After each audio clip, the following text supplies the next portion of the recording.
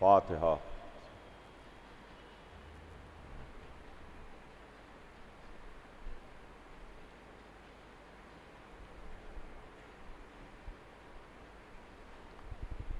اعوذ باللہ السمیع العلیم من الشیطان اللعین الرجیم، بسم اللہ الرحمن الرحیم، الحمد للہ رب العالمین، والصلاة والسلام علی سیدنا و نبینا و شفیعنا بالقاسم محمد وآلہ الطیبین الطاہرین المعصومین، ولعنۃ اللہ علی اعدائہم اجمعین من یومنا ھذا الی یوم الدین۔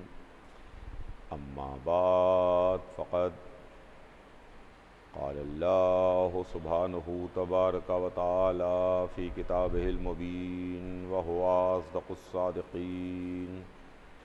بسم اللہ الرحمن الرحیم، انما یرید اللہ لیذھب عنکم الرجس اہل البیت ویطہرکم تطہیرا۔ پروردگار عالم، کائنات کا خالق و مالک، جس نے کائنات کو خلق کیا، جس نے زمین اور آسمان کو بنایا، جس نے چاند سورج ستاروں میں روشنی دی، جس نے ہواؤں کو چلایا، جس نے فضاؤں کو بنایا، جو اس کائنات کا اکیلا مالک ہے، وہ اپنی عظیم ترین کتاب جو صبح قیامت تک باقی رہنے والی ہے، جس کا نام قرآن مجید ہے، اس میں یہ ارشاد فرماتا ہے کہ اے اہل بیت، اللہ نے یہ ارادہ کر لیا کہ آپ سے ہر طرح کے رجس کو دور رکھے، آپ سے تمام طرح کی برائیوں کو دور رکھے اور آپ کو پاک رکھے اس طرح سے کہ جو پاک رکھنے کا حق ہے۔ عزیزان گرامی، سلسلہ کلام ذہن عالی میں ہوگا، ہمارے اور آپ کے درمیان چاند رات سے اس وقت تک ایک گفتگو کا سلسلہ ہے، ایک عنوان ہے، ایک بات ہے، جس کے درمیان کچھ نہ کچھ عرض کرنے کی کوشش کر رہا ہوں۔ ہمارے ان مجالس کا عنوان یہ ہے کہ ہم اہل بیت کو کیوں مانتے ہیں۔ عزیزان گرامی، اس سلسلے میں نے آپ کی خدمت میں کچھ نہ کچھ عرض کرنے کی کوشش کی اور اس تعلق سے عرض کرنے کی کوشش کی کہ دیکھیے، یہ مجلسیں انٹرنیٹ پر بھی جا رہی ہیں، یہ مجالس سوشل میڈیا پر بھی ہیں، یہ مجالس کیبل ٹی وی سے بھی نشر ہو رہی ہیں، اور تمام سننے والے، پتہ نہیں سننے والوں میں کون کس مذہب کا ہے، کون کس فرقے کا ہے، کون کس عقیدے کا ہے، کون کس نظریے کا ہے، کون کس خیال کا ہے۔ میں کوشش یہ کر رہا ہوں کہ اپنے تمام سننے والوں کو بلا تفریق مذہب و ملت، بغیر کسی اختلافی بات کے، بغیر کسی ایسی بات کے جس میں کوئی کنٹروورسی ہو یا کوئی ایسی بات ہو کہ جس کے درمیان یہ کہا جائے کہ صاحب یہ تو آپ لوگ مانتے ہیں، ہم نہیں مانتے، تو ایسی میں نے سمپل سیدھی سادہ باتیں عرض کرنے کی آپ کی خدمت میں کوشش کر رہا ہوں اور کچھ نہ کچھ عرض کر رہا ہوں۔ ظاہر ہے کہ وقت تیزی کے ساتھ آگے بڑھ رہا ہے اور میرے پاس وقت بہت کم ہے، لیکن عنوان بہت لمبا ہے، باتیں بہت ہیں لیکن یہ 2-3 گھنٹے اس میں کتنی باتیں آپ کی خدمت میں عرض کر پاؤں گا، کیا کیا آپ کو سنا پاؤں گا، کس طریقے سے اپنے وہ خیالات جس بنیاد کے اوپر 1400 برس سے ہم اہل بیت کے در پر بیٹھے ہوئے ہیں، ہم دونوں ہاتھوں سے اہل بیت کا دامن تھامے ہوئے ہیں، ہم اپنی پیشانی، اپنی جبین اس ڈیہڑی پر رکھے ہوئے ہیں جس ڈیہڑی کے اوپر آ کے رسول سلام کرتے تھے، ملک اجازت لیتے تھے۔ تو وہ اہل بیت عزیزان گرامی، ان کے تعلق سے، ان کے بارے میں کچھ نہ کچھ بیان کیا جائے اور کچھ نہ کچھ آپ کی خدمت میں عرض کیا جائے۔ اس سلسلے میں کل میں نے آپ کی خدمت میں عرض کیا تھا، اور کل کی مجلس میں نے اس عظیم خاتون، اس عظیم بی بی، اس عظیم شہزادی کے تعلق سے کچھ عرض کرنے کی کوشش کی کہ جو عالمین کی عورتوں کی سردار ہے، جس کی تعظیم کے واسطے رسول کھڑے ہوتے تھے، جو وہ بی بی ہیں کہ جب تعارف کی بات آئی تو رسول اللہ کا تعارف، مولا علی کا تعارف، امام حسن و امام حسین کا تعارف اللہ نے فاطمہ زہرا کے ذریعے سے کروایا۔ آج اپنی بات کو آگے بڑھاؤں، سلسلہ آگے بڑھے۔ قصہ میں حضور سرور کائنات موجود تھے، قصہ میں مولا کائنات موجود تھے، قصہ میں جنت کے جوانوں کے سردار موجود ہیں، قصہ میں جنت کی عالمین کی عورتوں کی سردار تھی۔ لیکن اللہ نے جو رشتے پہچنوائے، جو رشتوں کا تعارف کروایا، وہ فاطمہ زہرا کے ذریعے سے تعارف کروایا۔ عزیزوں، یہ مجلسیں، یہ نام حسین پر مجمع، یہ نام حسین پر آنسو، یہ نام حسین پر ماتم، یہ نام حسین پر فرش اعضاء، یہ ہم کو تمیز سکھاتا ہے، یہ ہم کو تہذیب سکھاتا ہے، یہ ہم کو زندہ رہنے کا سلیقہ سکھاتا ہے، یہ ہم کو یہ سکھاتا اور بتاتا ہے کہ کیسے ایک مہذب انسان کی طریقے سے انسان زندگی گزارے۔ کیا وجہ ہے کہ زمانے کی اٹھا پٹخ میں، زمانے کے بدلتے حالات میں، زمانے کی رنگ کی تبدیلیوں میں ہم اسی نہج پر چل رہے ہیں، اسی انداز سے چل رہے ہیں، وہی ہمارا انداز ہے، وہی ہمارا نہج ہے، وہی ہمارا رخ ہے۔ ہم نے اپنے چلنے کے انداز میں کوئی تبدیلی نہیں کی ہے۔ اس کے پیچھے راز جانتے ہیں آپ کہ کیا ہے؟ اس کے پیچھے راز یہ ہے، اس کے پیچھے وجہ یہ ہے کہ ہم عزادار ہیں، ہم حسین کے عزادار ہیں، ہم مجلس کرتے ہیں، ہم ماتم کرتے ہیں، ہم شہیدوں پر، ہم بے کسوں پر، ہم مظلوموں پر، ہم بے کسوں پر آنسو بہاتے ہیں، ان کا غم مناتے ہیں۔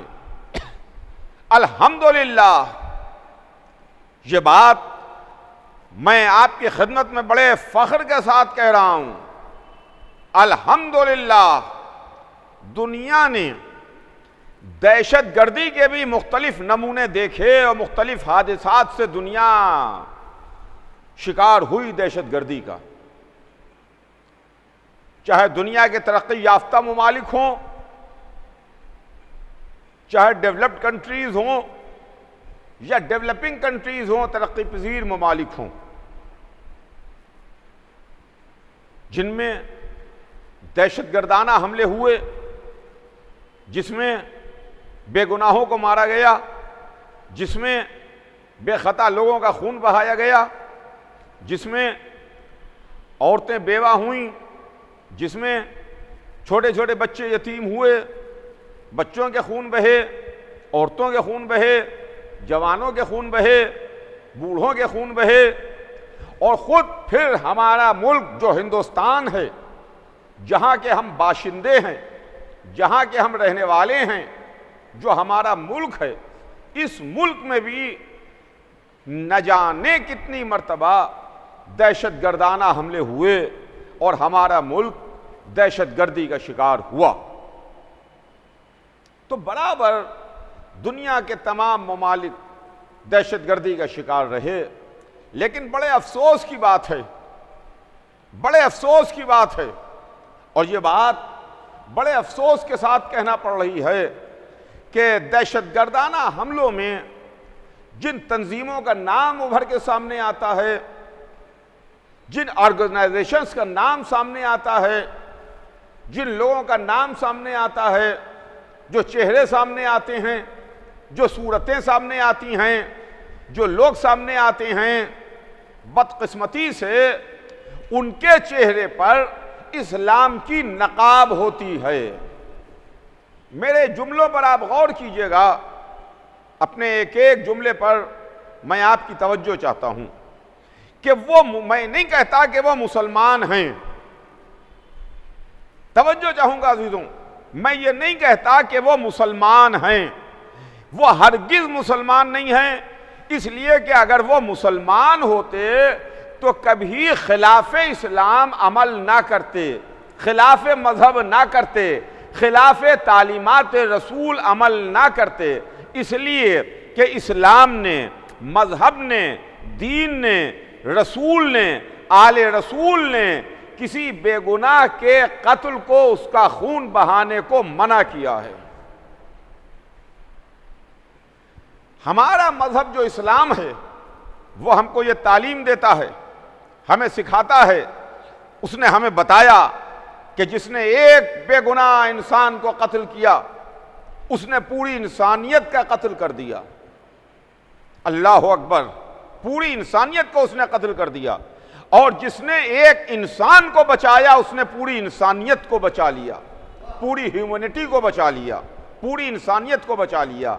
تو اسلام تو یہ ٹیچنگ دیتا ہے، اسلام تو یہ تعلیم دیتا ہے، اسلام تو ہم کو یہ سبق پڑھاتا ہے۔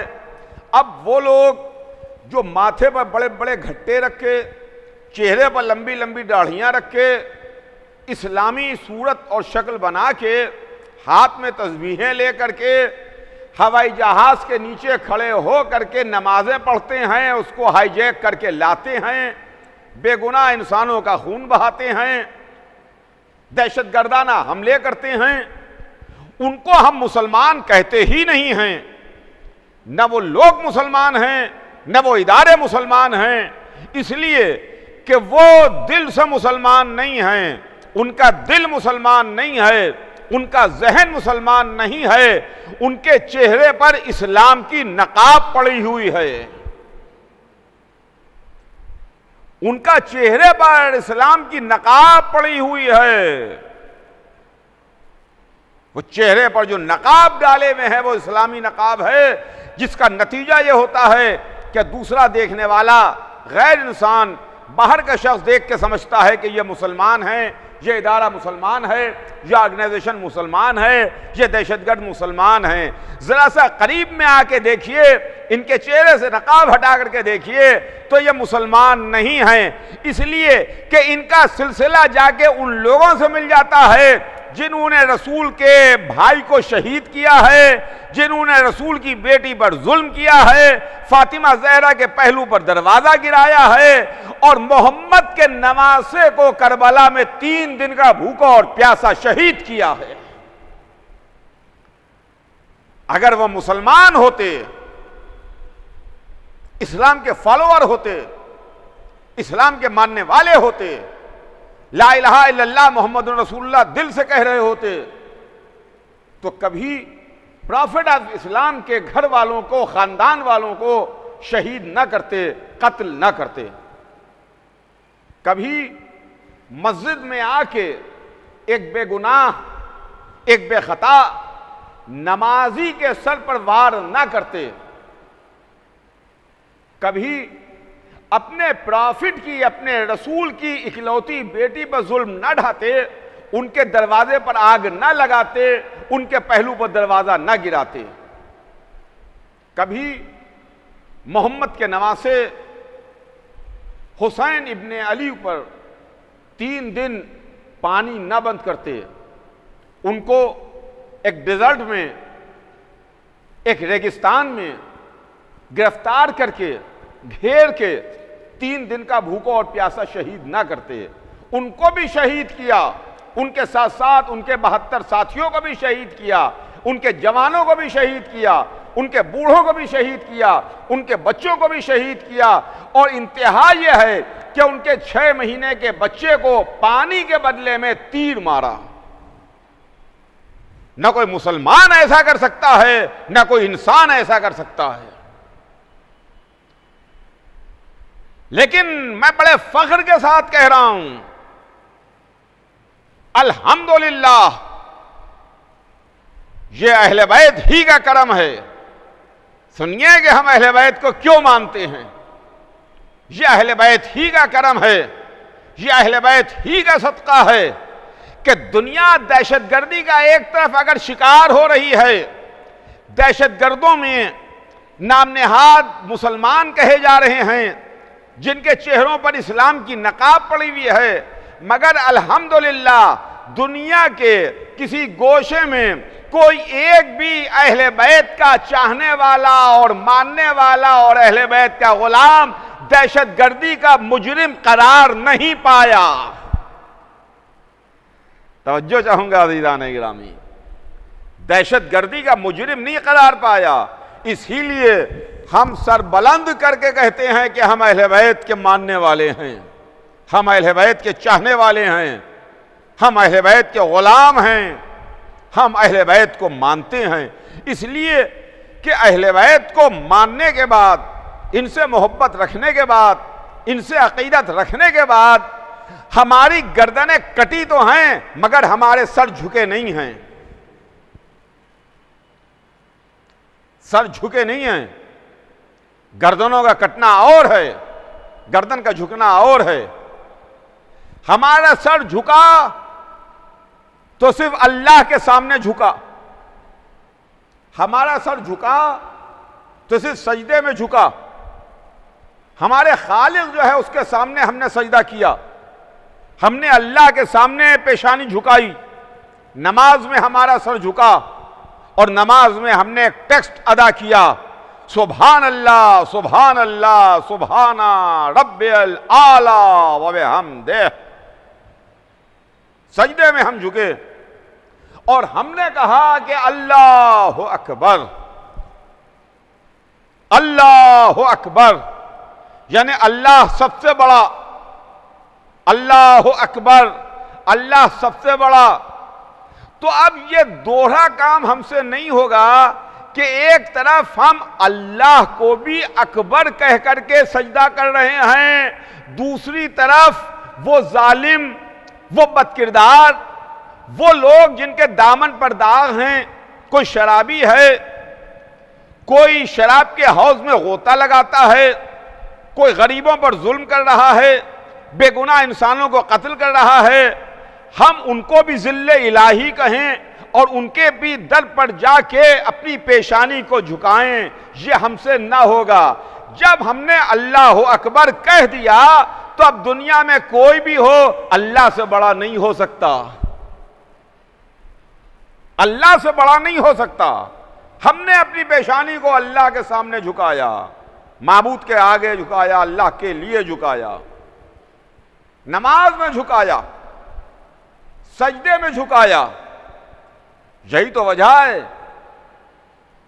کہ ہم نے کسی اور کے سامنے سجدہ نہیں کیا، کسی اور کی تعظیم نہیں کی، لیکن ہاں اتنی بات ضرور ہے کہ جس طریقے سے فرشتے عبادت کر رہے تھے، جس طرح فرشتوں کی عبادت تھی، کوئی سجدہ کر رہا ہے، کوئی تسبیح کر رہا ہے، کوئی رکوع کر رہا ہے، کوئی قیام میں ہے، فرشتوں کی عبادت تھی اور ان عبادتوں کو توڑوا کے اللہ نے آدم کو سجدہ کروایا. آدم کو سجدہ ہوا تو یہ سجدہ آدم کو نہیں تھا، حکم پروردگار کو سجدہ تھا، سجدہ تعظیمی تھا. اللہ کے حکم سے سجدہ ہو رہا تھا، اللہ نے حکم دیا تھا، اس لیے ملائکہ نے آدم کے سامنے اپنی پیشانیوں کو جھکایا تھا، اس لیے ملائکہ نے سجدہ کیا تھا. تو عزیزان گرامی، ہم نے صرف اور صرف اپنی پیشانی کو اللہ کے آگے جھکایا یا حکم پروردگار سے ان کے آگے جھکایا؟ جو فخر آدم ہیں، ہم نے احتراماً اپنی پیشانی کو در اہل بیت پر جھکایا، اس لیے کہ ہم نے دیکھا کہ جن فرشتوں نے آدم کو سجدہ کیا وہی فرشتے آ کے در اہل بیت پر بھیک مانگ رہے تھے. وہی فرشتے در اہل بیت پر آ رہے تھے. اس ڈیوڑی پر ستارے نے آ کے سجدہ کیا. ان کے حکم کو چاند اور سورج نے مانا. چاند نے دو ہو کر کے بتایا، سورج نے انگلی کے اشارے سے پلٹ کر کے بتایا. اس کے علاوہ ہم بادشاہوں کے سامنے نہیں جھکے، ہم شہنشاہوں کے سامنے نہیں جھکے، ہم کشور کشاؤں کے سامنے نہیں جھکے، ہم ظالم و جابر لوگوں کے سامنے نہیں جھکے، ہم ان لوگوں کے سامنے نہیں جھکے جو بڑے دولت والے تھے، بڑے رئیس تھے، بڑے پیسے والے تھے، جنہوں نے انسانیت پر ظلم کیا، اپنی تلوار کی زور پر لوگوں کو جھکانے کی کوشش کی. ہاں، ہماری تاریخ یہ رہی ہے کہ ہم نے اپنی گردنوں کو کٹوانا گوارا کیا ہے، کسی غیر کے آگے گردن کو جھکانا گوارا نہیں کیا.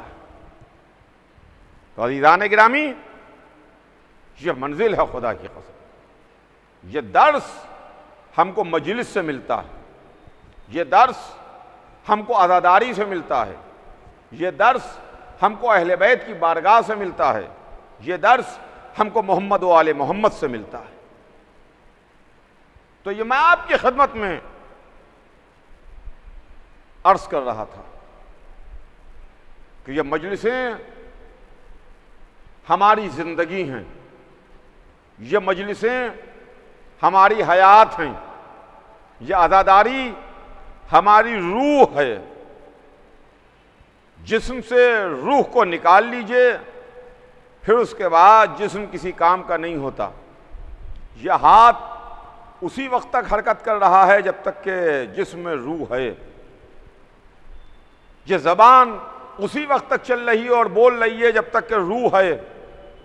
یہ ذہن اسی وقت تک کام کرے گا، یہ آنکھیں اسی وقت تک دیکھیں گی، یہ کان اسی وقت تک سنیں گے، یہ قدم اسی وقت تک چلیں گے جب تک کہ ہمارے جسم میں روح ہے. لیکن یہی آنکھیں ہیں، یہی ہاتھ ہیں، یہی پیر ہے، یہی جسم ہے، یہی چہرہ ہے، پورے مکمل ہم یہی ہیں. مگر اگر ہمارے جسم سے روح نکل گئی تو پھر معلوم یہ ہوا کہ اب کہیں کے نہیں رہے. ان کے ہاتھ سیدھے کر دو، ان کے پیر سیدھے کر دو، ان کو قبلہ رو لٹا دو، ان کو اٹھاؤ، ان کو لے چلو، ان کو نہلاؤ، ان کو دفن کرو. یہی ہم ہیں، یہی ہمارے ہاتھ ہیں، یہی ہمارے پیر ہیں، یہی ہماری آنکھیں ہیں، یہی ہمارا چہرہ ہے، یہی ہمارا جسم ہے. مگر غیروں کا محتاج ہے، غیر کا محتاج ہے. کیوں؟ کہ جسم سے ہمارے روح نکل گئی. عزیزان گرامی، ہماری روح ہے عزاداری، ہماری روح ہے عزاداری، اور اس روح کو کوئی نکال نہیں سکتا ہم سے چھین نہیں سکتا. اس لیے کہ عزاداری کو ہم سے مائنس نہیں کیا جا سکتا، عزاداری کو ہم سے الگ نہیں کیا جا سکتا. زمانہ کیسا ہو، حالات کیسے ہوں، دنیا میں کیا کیا تغیر اور تبدیلیاں آئیں، مگر ہماری عزاداری کو ہم سے الگ نہیں کیا جا سکتا۔ دیکھیے یہ عزاداری بڑی اہم ہے، یہ عزاداری بڑی امپورٹنٹ ہے، یہ عزاداری جو ہماری جان ہے یہ ہم سے الگ نہیں ہو سکتی۔ 1400 برس کی تاریخ گواہ ہے کہ کیسے کیسے زمانے آئے، کیسے کیسے حالات بدلے، کیسے کیسے زمانے نے تبدیلیاں دیکھیں۔ ایک دور ایسا بھی آیا کہ نام علی لینا گوارا نہیں تھا، کوئی اپنی اولادوں کا نام علی اور اولاد علی کے ناموں پر نہیں رکھ سکتا تھا۔ بھائی بھائی سے عقیدہ، باپ بیٹے سے عقیدہ، بیٹا باپ سے عقیدہ، دوست دوست سے عقیدہ چھپا رہا تھا۔ کیسا دور گزرا، کیسے حالات گزرے، مگر اس دور میں بھی، ایسے حالات میں بھی حسین کا غم تو منایا گیا۔ غم منانے کے لیے ضروری نہیں ہے کہ 500 آدمی، 1000 آدمی، 5000 آدمی، 10,000 آدمی، 1,00,000 آدمی کہیں ہوں تب ہی غم منایا جائے۔ ہم اکیلے بھی اگر ہیں، کوئی نہیں ہے ہمارے چاروں طرف، زمانہ خراب ہے، حالات ناسازگار ہیں، اگر ہم اکیلے بھی ہیں تو اکیلے میں بھی ہم بیٹھ کے اس مظلوم و بے کس پر آنسو بہائیں گے جو کربلا کے میدان میں اکیلا تھا، اس کا ماتم کریں گے جو 3 دن کا بھوکا اور پیاسا تھا۔ تو اس دور میں عزاداری ہوئی، لیکن عزاداری کبھی رکی نہیں ہے۔ اور یہ دور اور یہ زمانہ، اور جیسا کہ ادھر 2 برس سے، گزشتہ سال سے حالات ہیں کہ جس میں ایک بہت بڑی بیماری نے پوری دنیا کو اپنی گرفت میں لے لیا، بہت بڑی بیماری نے دنیا کو اپنی لپیٹ میں لے لیا، جو کووڈ بیماری ہے۔ اس سے تمام لوگ گرفتار ہو گئے۔ ایسے عالم میں بھی ہم نے عزاداری کی ہے، ہماری عزاداری بند نہیں ہوئی ہے، ہماری عزاداری رکی نہیں ہے۔ ہماری مجلسوں کا سلسلہ، ہماری عزاداری کا سلسلہ، ہمارے ماتم کا سلسلہ ختم نہیں ہوا ہے۔ تو عزیزوں، میں آپ کی خدمت میں یہ عرض کر رہا تھا کہ یہ اہل بیت ہیں جو ہم کو زندہ رکھے ہوئے ہیں، یہ عزاداری ہے جو ہماری روح ہے، یہ اہل بیت ہیں جن پر ہماری جان نچھاور، جن پر ہماری جان فدا، جنہوں نے اسلام کی نصرت اور مدد کی ہے، ہر موقع پر دین کے واسطے سہارا بنے ہیں، ہر موقع پر دین کے واسطے سپر بن کر کے سامنے آئے ہیں۔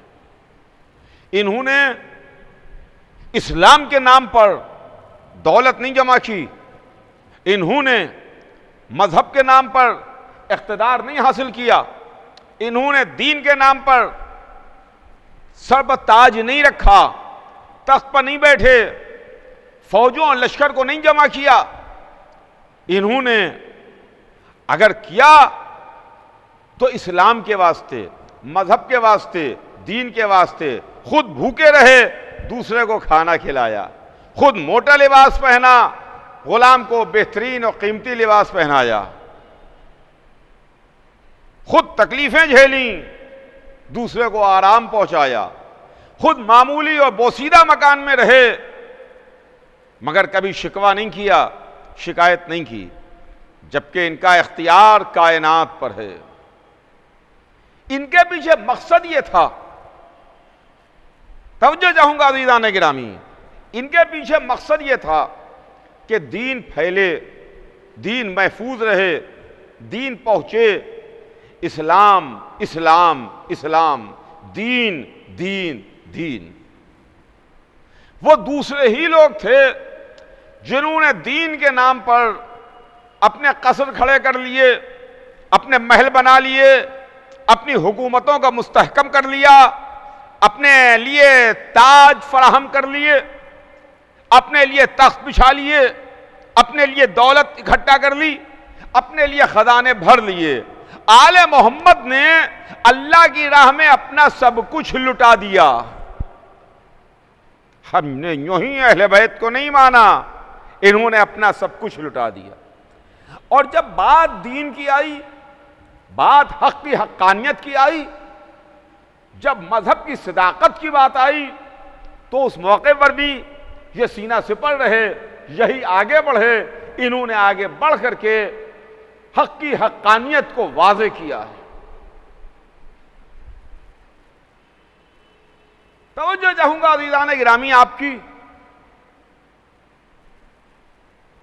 کہ جب نصارہ نجران نہ آئے اور نصارہ نجران نے آ کر کے کٹ حجتی کی، بحث کی، رسول کے سامنے بحث ہو رہی تھی، آمنے سامنے گفتگو ہو رہی تھی، رسول کہہ رہے تھے، رسول فرما رہے تھے، رسول دلیلوں پر دلیلیں دے رہے تھے کہ حضرت عیسیٰ بندے ہیں، خدا نہیں ہیں، اور یہ نصارہ نجران یہ اپنی اس ہٹ درمی پر قائم تھے کہ حضرت عیسیٰ خدا ہیں،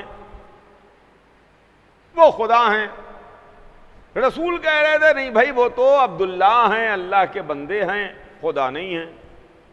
بحث ہو رہی ہے، روزانہ بات چیت ہو رہی ہے، دلیلوں پر دلیلیں دی جا رہی ہیں، مگر ان کی سمجھ میں کسی صورت سے نہیں آتا۔ نصارہ نجران کوئی پلے پڑ ہی نہیں رہا ہے۔ معلوم یہ ہوا کہ اگر کوئی جان بوجھ کر کے آنکھیں بند کر لے تو پھر سمجھنا مشکل ہو جاتا ہے، لیکن اللہ والے ان کو اس طریقے سے سمجھا دیتے ہیں کہ وہ بغیر دلیل کے رہ جاتے ہیں، بے دلیل ہو جاتے ہیں۔ چنانچہ تاریخ کہتی ہے کہ جب رسول اللہ کے لاکھ سمجھانے پر ان کے اوپر کوئی اثر نہ ہوا، رسول نے دلیلیں دیں، رسول نے سمجھایا، رسول نے بجھایا، رسول نے بتایا کہ دیکھو عیسیٰ بندے ہیں، عیسیٰ خدا نہیں ہیں، وہ کسی صورت سے ماننے پر تیار نہیں ہیں علماء، نجران کے علماء جو نصارہ تھے۔ تو رسول نے آخری بات ان سے کہی، کہا بھئی اگر تم نہیں مانتے تو ٹھیک ہے، بس میری ایک بات کا جواب دے دو، ایک بات مجھے بتا دو۔ تو وہ سب کے سب چونکے اور انہوں نے کہا کہ کیا بات ہے؟ کہا کہ مجھے تمہارے حضرت عیسیٰ کی ایک بات سمجھ میں نہیں آتی اور ایک بات مجھے اچھی نہیں لگتی۔ تو جلدی سے سب کے سب اٹینشن، پوری طریقے سے سب چوکے۔ کہا کیا فرمایا؟ عبداللہ کے بیٹے کیا کہا آپ نے؟ کہا مجھے تمہارے عیسیٰ کی ایک بات اچھی نہیں لگتی۔ تو سب کی زبان سے نکلا کہ کون سی بات، کون سی بات، کیا کون سی بات ہمارے عیسیٰ کی آپ کو اچھی نہیں لگتی؟ تو رسول نے مسکرا کے جواب دیا کہ بھئی ہمیں تمہارے عیسیٰ کی یہ بات سمجھ میں نہیں آتی اور یہ بات اچھی نہیں لگتی کہ حضرت عیسیٰ عبادت نہیں کرتے تھے۔ سنیے گا، عیسیٰ عبادت نہیں کرتے تھے۔ تو سارے کے سارے علماء چیخنے لگے، سب نے ایک ساتھ کہا کہ نہیں نہیں وہ تو بہت عابد تھے، بہت عبادت گزار تھے، بہت عبادت کرتے تھے، ارے وہ تو پوری رات عبادت میں مصروف رہتے تھے۔ تو رسول نے مسکرا کے ان سے پوچھا کہ بھائی تم ہی بتاؤ کہ اگر وہ خدا تھے تو پھر وہ عبادت کس کی کرتے تھے؟ اگر وہ خود اللہ ہیں، خود خدا ہیں، تو پھر وہ عبادت کس کی کر رہے تھے؟ رسول کی اس بات سے ان کی زبانیں چپ ہو گئیں۔ اب ان کے پاس دلیل نہیں تھی، اب ان کے پاس کوئی بحث نہیں تھی۔ اب ادھر قرآن کی آیت اتری، جبرائیل امین رسول کی خدمت میں آیت لے کے آئے، من حاجک فیہ من بعد ما جاءک من العلم، فقل تعالوا لو ندعو ابناءنا وابناءکم والنساءنا ونساءکم وانفسنا وانفسکم ثم نبتہل فنجعل لعنۃ اللہ علی الکاذبین۔ اے ہمارے حبیب، باوجود اس کے کہ آپ کے پاس علم آ چکا ہے، علم آ چکا ہے، آپ ان سے کہہ دیجئے کہ تم اپنے بیٹوں کو لاؤ، ہم اپنے بیٹوں کو لائیں، تم اپنی عورتوں کو لاؤ، ہم اپنی عورتوں کو لائیں، تم اپنے نفسوں کو لاؤ، ہم اپنے نفسوں کو لائیں، آئیں اللہ کی سرکار میں آئیں، دعا کریں، گڑ گڑائیں اور جھوٹوں پر خدا کی لعنت کریں، جھوٹوں پر اللہ کی لعنت کریں۔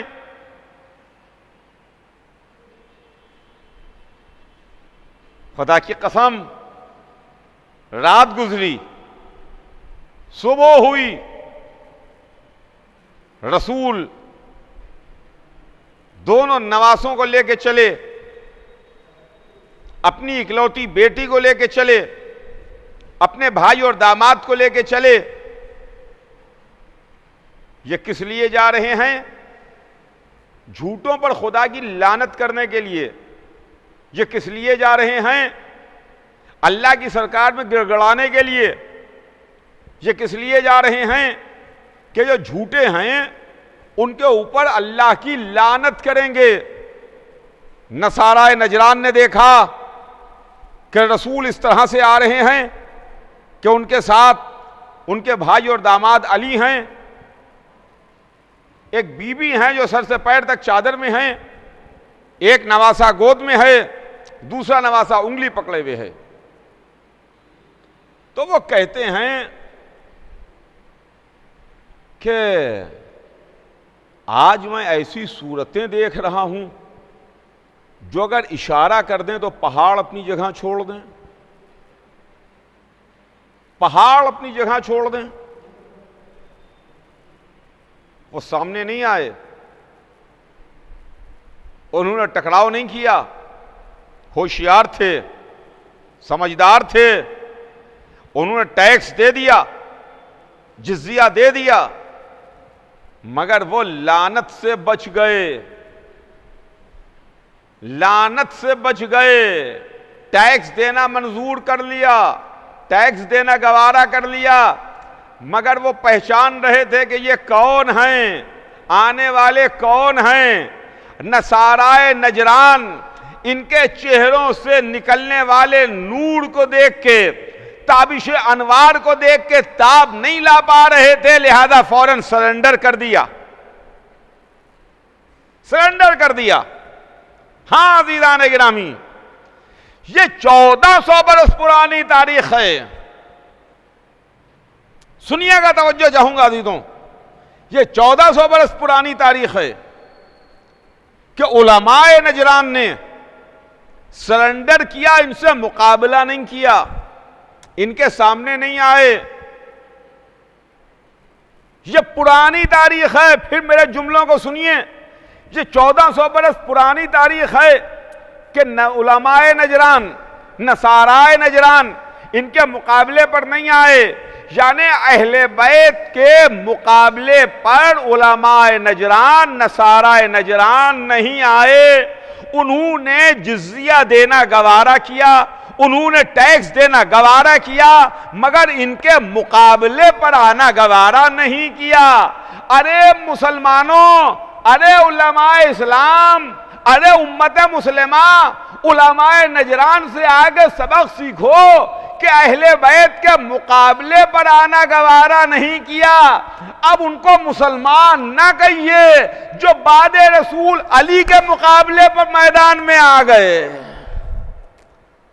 اب وہ مسلمان کہے جانے کے لائق نہیں ہیں۔ عیسائی ان کے مقابلے پر نہیں آئے۔ اور پھر وہ کل کی بات تھی، یہ آج کی بات ہے، سنیے گا، یہ آج کی بات ہے۔ آج ابھی اسی برس چند مہینے پہلے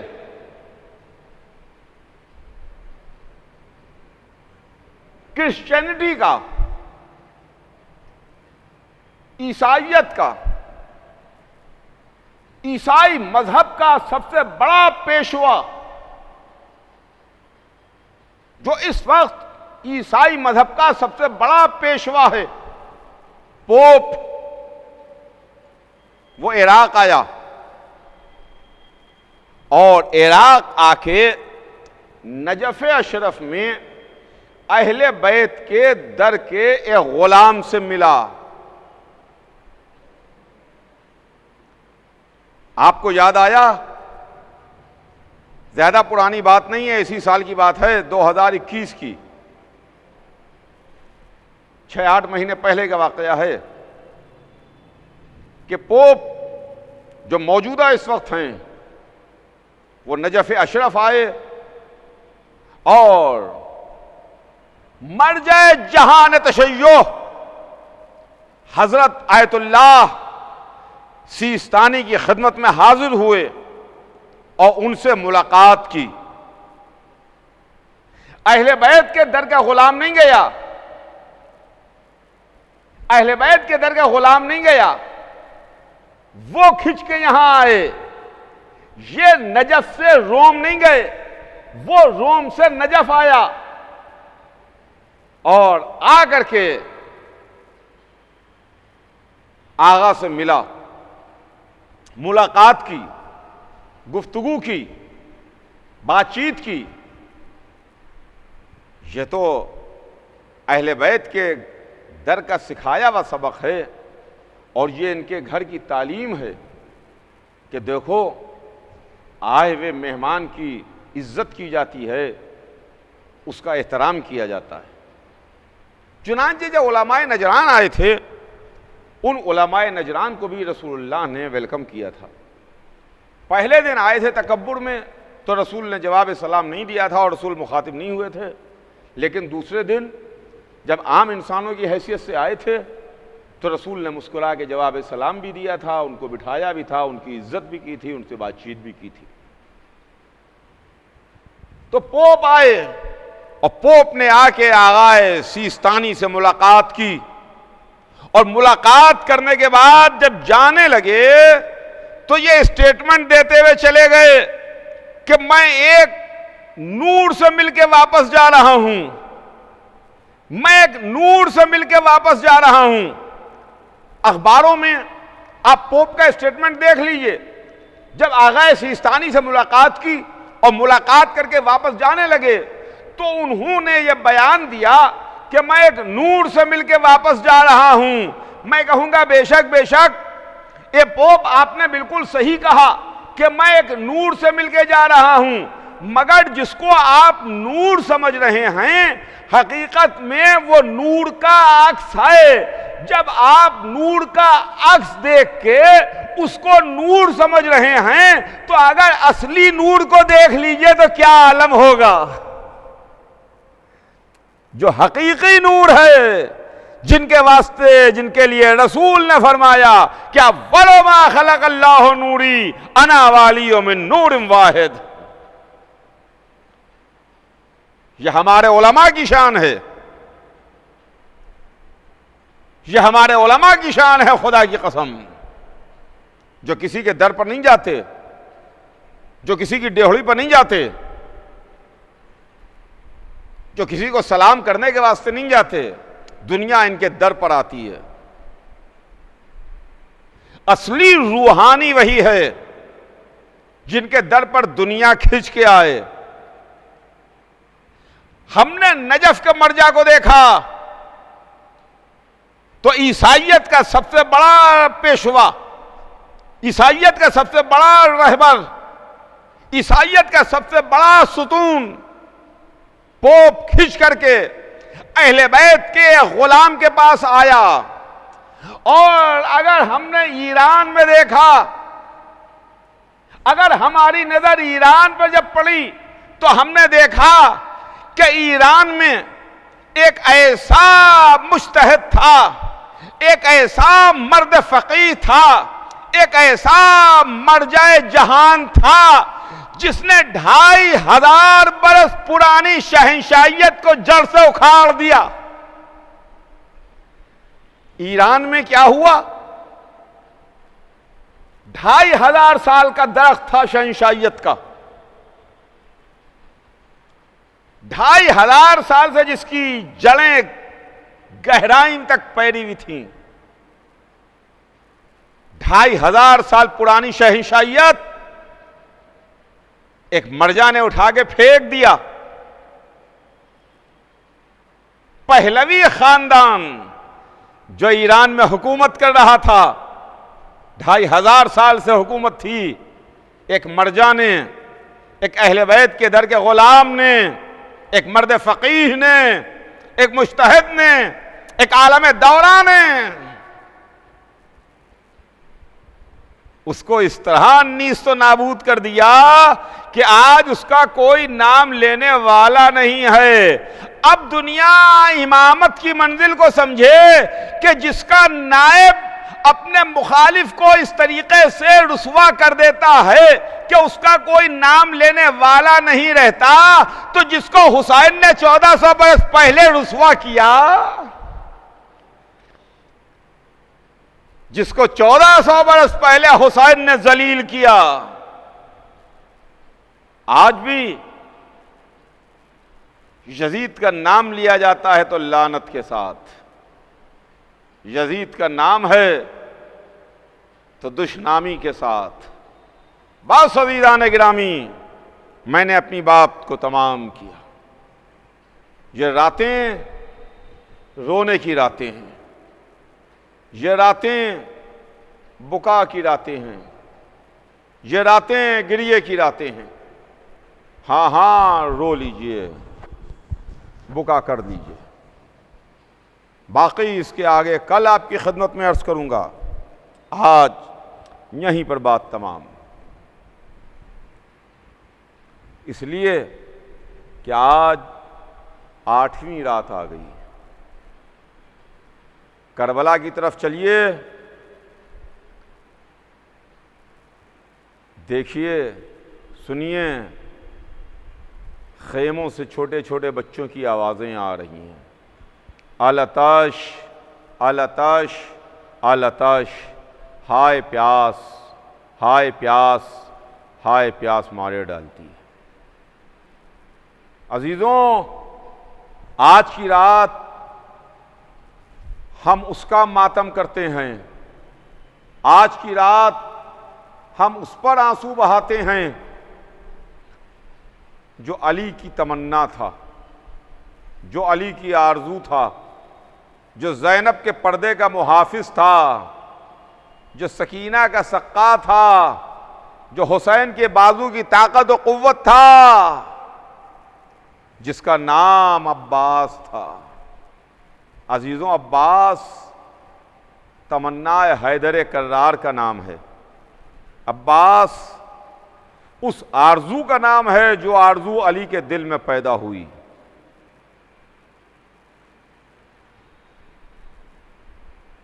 ماں نے اس طریقے سے اپنے بچوں کو تعلیم دی، ماں نے اپنے بچوں کو اس طرح سے سمجھایا اور سکھایا کہ پوری زندگی انہوں نے اپنے کو غلام کہا، حسن کو آقا کہا، حسین کو آقا کہا، جناب زینب اور جناب ام کلثوم کو شہزادیہ کہا، شہزادی زینب، شہزادی ام کلثوم، آقا حسن، آقا حسین۔ جب بھی اپنے کو کہا، اپنے کو ہمیشہ غلام کہا۔ آقا یہ غلام حاضر ہے، آقا جو آپ کی مرضی وہ غلام کی مرضی، آقا جو غلام حاضر ہے غلام موجود ہے۔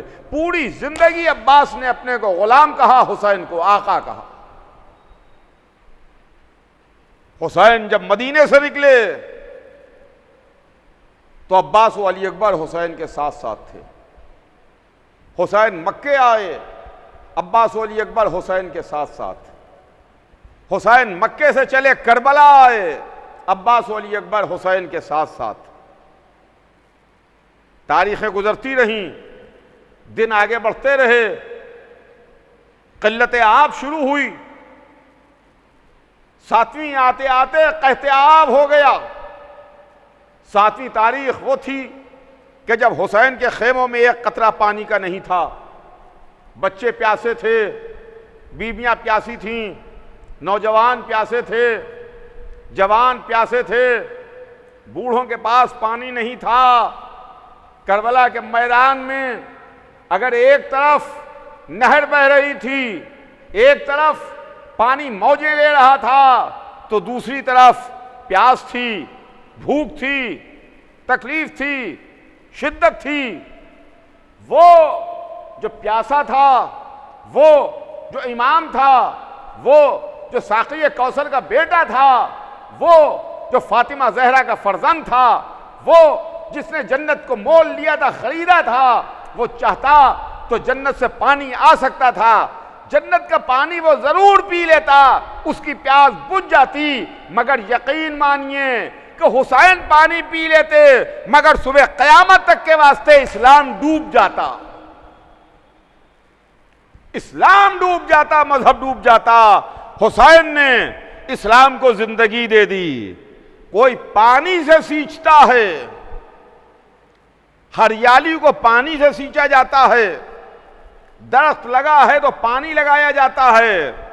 حسین نے اسلام کے درخت کو پیاس سے سینچا ہے، پیاس سے وہ درخت سینچا گیا ہے۔ ہاں ہاں، جو درخت پانی سے سینچے جائیں، جن ہریالیوں میں پانی لگایا جائے، پانی ختم ہونے کے بعد وہ درخت پھر سوکھ جاتے ہیں۔ ایک درخت آج ہرا ہے، آپ نے اس میں پانی لگایا، اس کی شادابی برقرار ہے، لیکن جن کو حسین نے پیاس سے سینچا، جن کو حسین نے پیاسے رہ کر کے بچایا، وہ اسلام آج بھی لہلہا رہا ہے، وہ مذہب آج بھی اپنے سائے میں پوری انسانیت کو لیے ہوئے۔ لاکھوں درود اور کروڑوں سلام حسین کے لشکر کے علمدار عباس پر، ہماری جان فدا اس عباس پر جو شب عاشور اپنے گھوڑے کو حسین کے خیموں کے گرد پہرے میں تلایا گھما رہے تھے۔ کسی نے آگے بڑھ کے کہا، اے آقا، آپ کو معلوم ہے کہ آپ کے بابا نے آپ کو کس دن کے لیے ذخیرہ کیا؟ آپ کو یاد ہے کہ آپ کو کس دن کے لیے ذخیرہ کیا گیا؟ ایک مرتبہ 32 برس کے جوان نے گھوڑے پر انگڑائی لی، گھوڑے کی رکابیں ٹوٹی، کہا زہیر کیا تم مجھے شجاعت دلا رہے ہو؟ شجاعت نہ دلاؤ، بلکہ مجھے میرے آقا سے اجازت دلوا دینا۔ یہ فوجیں ہیں جن کو لے جا کے کوفہ و شام کی دیواروں سے نہ ٹکرایا ہو تو مجھے عباس نہ کہنا۔